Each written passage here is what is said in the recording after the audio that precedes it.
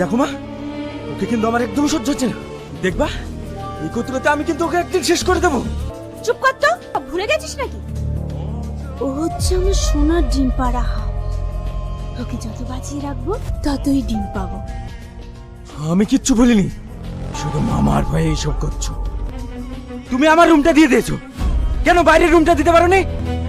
ও তুই বুঝবি না, যাতে কেউ এসে বুঝতে না পারে আমি ওর সৎ মা। আমি ওর কোনো খেয়াল রাখি না। খেয়ে নে। এক কাজ কর, একটা কাজের লোক দেখ যে সব সময় ওর খেয়াল রাখবে, তাহলে আর আমাদের ঝামেলা পোহাতে হবে না।